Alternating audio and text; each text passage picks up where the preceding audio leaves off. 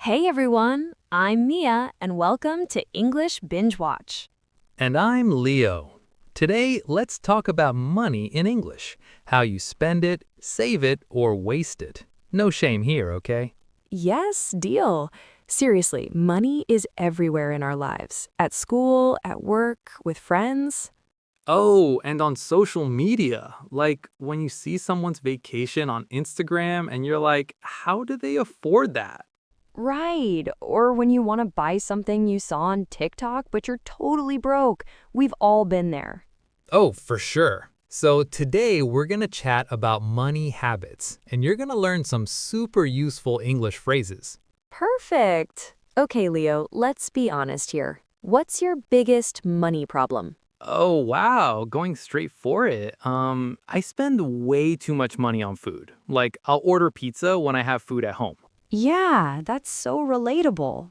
I know it's stupid, but cooking takes time, and I'm always binge watching Netflix. So I just order food, and boom, $20 gone. I get it. That's what we call spending money on convenience. You're paying extra for easy. Exactly. And then I check my bank account, and I'm like, where did all my money go? It's like magic, but bad magic. Oh, totally. That disappearing money feeling. What about you? Do you try to budget or... Might try. I have this app on my phone, but I forget to use it. What about you, Mia? Are you good with money? To be honest, I'm pretty good at saving money, but I have a weakness. Ooh, what is it? Coffee. I spend like $40 a week on coffee. Starbucks, local cafes. It adds up so fast. $40? That's like, what, 6 coffees? More like 10, but I work from home, so going to a cafe feels social, you know? It's not just about the coffee. Right. You're buying the experience. Exactly. But here's the thing. I still save money every month. I just plan for my coffee addiction. That's smart. Like, you know you're gonna spend it, so you make it part of your budget. Yeah, and I try to follow the 50-30-20 rule. Have you heard of that? No, what's that? So you spend 50% of your money on needs like rent, food, phone bill, 30% on wants like coffee, movies, clothes, Uh-huh. and 20% goes into savings. It's simple, but it works. That actually sounds doable. But what if you don't make much money? Like, what if you're a student? Good question. When I was a student, I was broke most of the time. Oh yeah, student life. But I was broke and happy. I learned to find free fun. Like, instead of going to movies, I'd have Netflix parties with friends. Yes. Or going to free concerts in the park, or having potluck dinners where everyone brings food. Exactly. Being creative with your money. But let's talk about wasting money for a second. Ugh, this is gonna be embarrassing. What's the stupidest thing you've spent money on? Okay, so I saw this ad on Instagram for a life-changing water bottle. It was supposed to make water taste amazing. Oh no. I paid $60 for it. And guess what? Water still tastes like water. $60. Leo, that's classic impulse buying. You saw the ad, you wanted it immediately, and you bought it without thinking. Totally. I didn't even read the reviews. I just thought, this looks cool. I need it. We've all done it. Social media makes it so easy to buy things. You see an ad, click once, and boom, money gone. Yeah, and they make it look so good in the ads, like those TikTok kitchen gadgets that are supposed to change your life. Right. Okay, so what have we learned? Sometimes we spend money on convenience, sometimes on experiences, and sometimes we just waste it on impulse buys. And that's totally normal. The important thing is to be aware of your habits. Perfect. Now let's break down some useful vocabulary from our conversation. Budget vocab: save, spend, broke. Let's start with these 3 words. Great idea. Save means to keep money for later. I save $20 every week. Spend means to use money to buy something. I spend too much on coffee. And broke means you have no money. I'm totally broke until payday. Perfect. Now, how to say, I'm broke but happy. This is a great phrase because it shows money isn't everything. You can say, I don't have much money, but I'm happy. Or, I'm broke, but I'm enjoying life. Nice. Let's do a few more. Impulse buying means buying something suddenly without planning. That was total impulse buying. Budget can be a noun or a verb. My budget is tight this month, or I need to budget better. Great. Waste money means to spend money on something not worth it. I wasted $60 on that water bottle. And it adds up means small amounts become big amounts. Coffee is cheap, but it adds up. Perfect. Now let's practice some of these phrases. I'll say a sentence and Leo will tell you to repeat it. Ready? Let's do it. I need to save more money. I need to save more money. I spend too much on food. Your turn. I spent too much on food.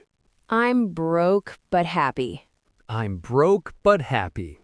That was impulse buying. That was impulse buying. Small purchases add up. Small purchases add up. I wasted money on that.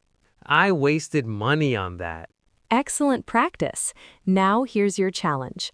We want you to explain your money habits in English. Pause the video and answer these questions out loud. Question 1. What do you spend too much money on? Do you save money? How much? And question 3. What's the stupidest thing you've bought? Take your time. Use the phrases we learned today. And remember, everyone has different money habits, and that's okay. Exactly. The important thing is being honest about your habits and trying to improve little by little. Perfect. Thanks for hanging out with us today. If this helped you practice English, please like this video and subscribe for more episodes. And tell us in the comments, what's your biggest money weakness? We want to hear your stories. See you next time on English Binge Watch. Keep practicing, and remember, you don't need perfect English to communicate. You just need to start talking. Bye, everyone. Wait, before we go, let's cover some more money expressions that you'll hear all the time in English. Oh, yes, there are so many. Like, money doesn't grow on trees. My mom used to say that all the time when I was a kid. Classic mom phrase. That means money is not easy to get. You have to work for it. What about break the bank? If something breaks the bank, it means it's really expensive.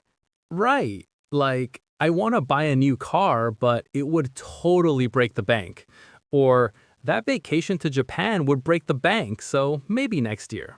Perfect examples. Another useful one is penny pincher. That's someone who is very careful with money, maybe too careful. Like, my uncle is such a penny pincher. He still has the first dollar he ever made. Oh, that's funny. And there's big spender. That's the opposite. Someone who spends a lot of money, usually more than they should. Sarah's such a big spender. She bought 3 pairs of shoes this week. Great. Now let's talk about phrases you use when you're shopping or dealing with money. For example, can I get a discount? Or is this on sale?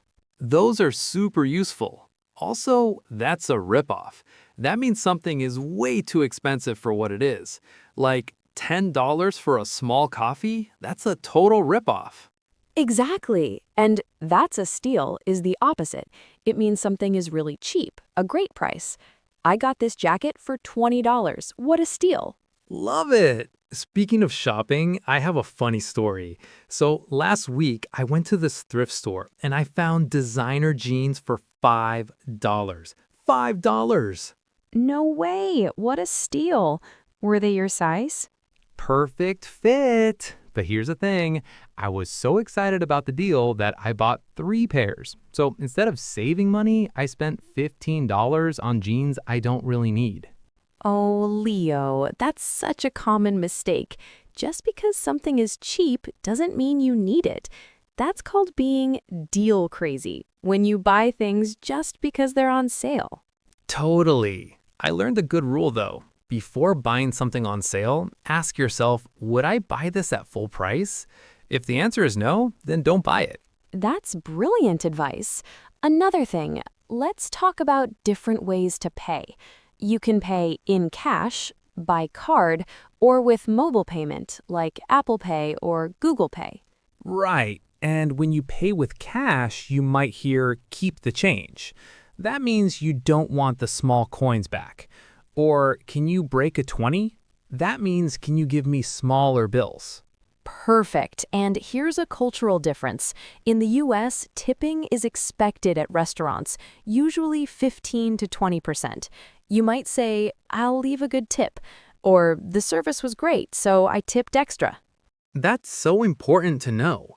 In some countries, tipping isn't common, but in America, servers depend on tips.